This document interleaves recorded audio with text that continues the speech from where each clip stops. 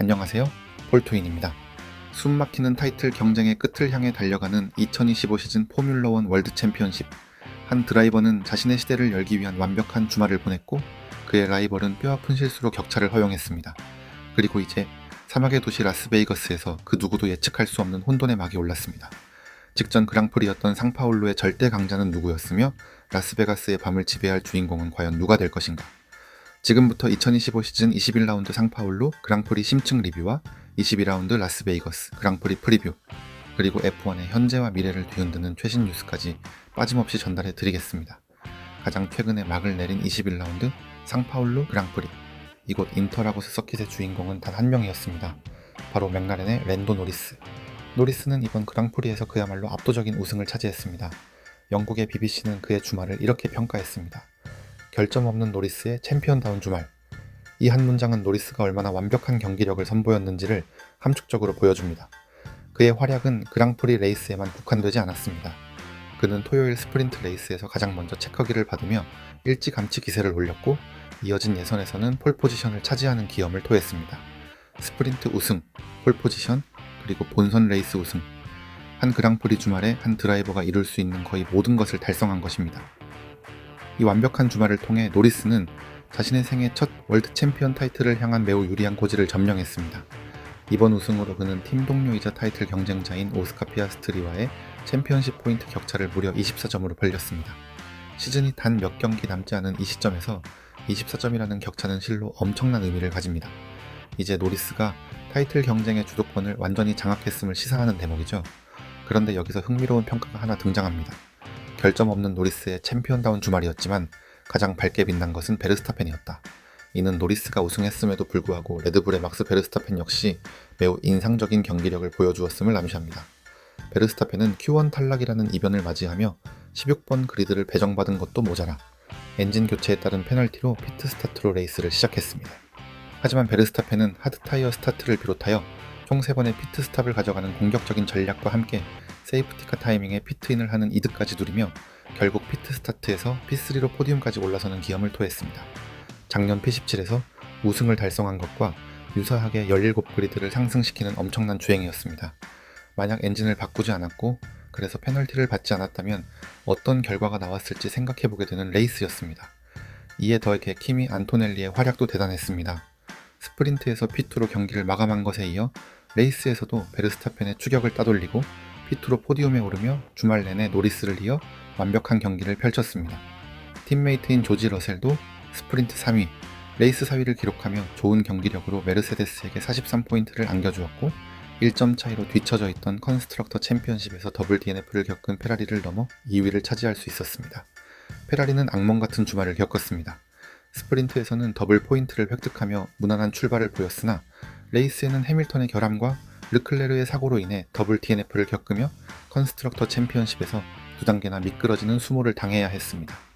이러한 부진에 대해 해밀턴은 악몽 같은 주말이었다고 표현했고 르클레르도 비슷한 생각인 것으로 보였습니다. 그리고 이러한 부진에 기름을 부은 사람이 있었는데 바로 페라리의 회장인 존 엘칸이었습니다. 엘칸은 드라이버들이 말하는 것보다 드라이빙에 집중해야 한다며 공개적으로 질책했습니다. 하지만 여론은 오히려 역풍을 불러왔고 오히려 엘칸이 공개적으로 드라이버들을 질책한 것이 조심해야 할 발언이었다는 평과 함께 팀 프린시팔도 엘칸의 교체가 필요하다는 듯한 뉘앙스로 언급하며 논란이 확대되고 있습니다. 팀 외부적으로도 하스 감독이었던 건터나 젠슨 버튼까지 엘칸의 발언이 경솔했다는 점을 꼬집으며 과연 라스베가스에서는 페라리가 어떤 모습을 보여줄지 기대되는 부분입니다. 다양한 일이 있던 상파울루 그랑프리의 결과는 다음과 같습니다. 우선 컨스트럭터 챔피언십의 2위 싸움은 상파울루 그랑프리의 결과로 어느 정도 정리가 되어가는 모습입니다. 메르세데스가 3위와의 격차를 32점까지 벌리며 단독 2위로 올라섰고 이제 레드불과 페라리의 3위 싸움이 될 것으로 예상됩니다. 윌리엄스는 이번 시즌 조용한 강자로 5위 자리를 거의 확정한 것으로 보이며 6, 7, 8, 9위가 격전을 벌이고 있습니다. 네 팀의 점수 차이가 20점 이내인 만큼 남은 3번의 그랑프리에서 얼마든지 역전될 수 있는 차이라고 보여집니다. 드라이버 챔피언십은 노리스가 우승컵에 한 손을 얹어둔 상태입니다. 2위인 피아스트리와의 차이는 24점으로 노리스가 DNF를 겪지 않는 이상 최근 기세로는 역전이 어려울 것으로 예상됩니다. 베르스타펜 역시 노리스와는 49점, 피아스트리와도 25점 차이로 큰 이변이 발생하지 않는 이상 많은 변동은 어렵지 않을까 예상됩니다. 자, 이제 무대를 옮겨보겠습니다. 시즌 막바지 트리플 헤더의 대미를 장식할 20라운드 라스베이거스 그랑프리입니다. 라스베가스 스트립 서킷은 시가지 서킷이자 나이트 레이스의 대명사입니다. 트랙 한가운데 위치한 스피어는 라스베가스 그랑프리의 아이콘입니다.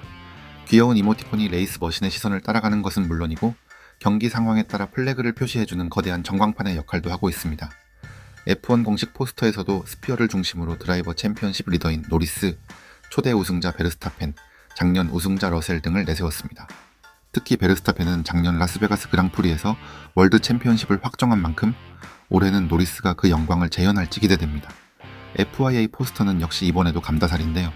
그랑프리의 A를 스페이드 문양으로 표시하며 카지노를 표현했고 맥라렌을 쫓아가는 레드불 차량을 보여주면서 드라이버 챔피언십 경쟁을 한눈에 나타냈습니다. 라스베가스 그랑프리는 현재의 서킷은 세 번째 그랑프리이며 80년대에 두 번의 그랑프리가 시저스 팰리스에서 열린 기록이 있습니다. 트랙은 총 6.201km이며 50랩을 주행하게 됩니다. 매우 긴 직선주로가 존재하며 스트립이라고 불리는 구간은 1.9km가 넘는 풀스로틀 구간으로 시속 340km가 넘는 속도로 달리게 됩니다. 이러한 직선주로의 강한 레드불, 페라리가 유리한 트랙이며 상대적으로 맥라렌이 힘을 쓰지 못하는 곳이기도 합니다. 타이어는 C3, C4, C5가 사용될 예정입니다.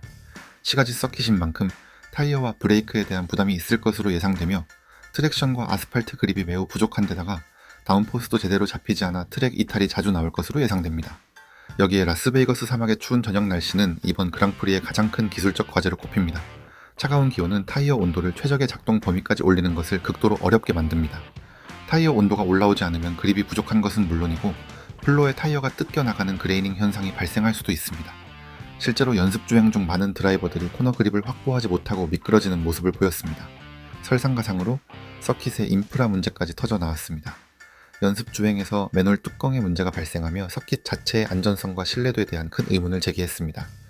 이 문제로 인해 연습 세션이 두 차례나 레드 플래그로 중단되면서 모든 팀들은 귀중한 주행 데이터를 수집할 시간을 대거 상실했습니다. 이런 혼란 속에서 치러진 연습 주행 결과를 살펴보겠습니다. FP1 첫 번째 연습 주행에서는 페라리의 샤를 르클레르가 알렉스 알본의 윌리엄스를 앞서며 가장 빠른 기록을 세웠습니다. 연습 주행은 기록보다는 데이터를 얻기 위한 세션임을 감안하더라도 기존의 강팀들이 아닌 의외의 이름들이 상위권에 오르며 모두가 서킷 적응에 애를 먹고 있음을 보여주었습니다. FP2에서는 챔피언십 리더 랜도 노리스가 가장 빠른 랩타임을 기록하며 상파울로의 기세를 이어갔습니다. 다만 앞서 언급된 맨홀 뚜껑 문제로 두 번이나 중단되는 파행을 겪었습니다. 결국 노리스가 가장 빨랐지만 모든 팀이 극히 제한된 정보만을 가진 채 퀄리파잉과 레이스를 맞이하게 된 셈입니다. FP3에서는 러셀이 가장 빠른 랩타임을 기록하였으며 FP1에 이어 알본이 탑3에 드는 모습으로 기대감을 올렸습니다. 치열한 타이틀 경쟁을 펼치고 있는 맥라렌 듀오의 관계는 어떨까요? 랜도 노리스는 피아스트리와의 관계는 그 어느 때보다 좋다고 강조하며 팀 내 불화설을 일축했습니다. 한편 레드불의 막스 베르스타펜 역시 작년 자신이 라스베가스에서 우승을 확정한 뒤 진행한 인터뷰에서 빠른 시일 내에 노리스가 챔피언이 될 것이라고 예측했던 발언을 재확인하며 노리스의 기량을 높이 평가했습니다. 레이싱 불스의 츠노다 유키는 자신의 미래에 대해 2026년은 아직 생각하고 있지 않다며 현재 시즌에 집중하겠다는 의사를 밝혔지만 그의 거취는 여전히 불투명합니다. 특히 레드불의 헬무트 마르코 박사가 주니어 드라이버인 이삭 하드자르를 언급하며 아일톤 세나와 같은 면모가 있다고 극찬해 차세대 드라이버에 대한 기대감을 드러내면서 츠노다를 포함한 현 레드불 시스템 드라이버들의 입지는 더욱 좁아질 수 있다는 분석이 나옵니다. 팀 수뇌부에도 큰 변화의 바람이 불고 있습니다. 메르세데스 F1 팀의 수장 토토 울프가 자신이 보유한 지분 중 일부를 약 2억 3천만 파운드, 미화로 약 3억 달러에 매각했습니다. 이번 거래로 메르세데스 F1 팀의 기업 가치는 약 46억 파운드, 한화 7조 원 이상으로 평가되었습니다. 울프는 이번 지분 매각이 자신의 팀 이탈을 의미하는 것이 아니며 팀에 대한 장기적인 헌신에는 변함이 없다고 선을 그었습니다. 미래의 챔피언을 꿈꾸는 주니어 드라이버들의 소식도 풍성합니다. 여성 드라이버 육성 시리즈인 F1 아카데미는 별개의 모든 F1 팀과의 파트너십 계약을 연장했습니다. F1의 전설 미카 해키넨의 14살 딸이 맥라렌의 드라이버 개발 프로그램에 합류했다는 놀라운 소식도 전해졌습니다. 마지막으로 마카오에서 처음으로 개최된 FIA F4 월드컵에서는 프랑스의 19살 드라이버 주일 루셀이 우승을 차지하며 초대 챔피언의 연계를 안았습니다. 상파울루에서의 압도적인 지배자 랜도 노리스, 그리고 그를 둘러싼 수많은 논란과 이야기들, 이제 모든 것은 라스베이거스에서 결정됩니다. FP2가 파행으로 끝나면서 모든 팀은 데이터가 절대적으로 부족한 상황, 차가운 날씨는 타이어 예열이라는 거대한 변수를 만들었고 누구도 폴 포지션의 주인공을 예측할 수 없습니다. 챔피언십 리더 랜도 노리스가 기세를 이어갈지 아니면 이 혼돈 속에서 새로운 영웅이 탄생할지 예측 불가능성으로 가득 찬 라스베이거스의 밤, 한국 기준으로는 오랜만에 돌아온 낮 시간 경기에서 어떤 이변이 또 펼쳐질지 기대됩니다.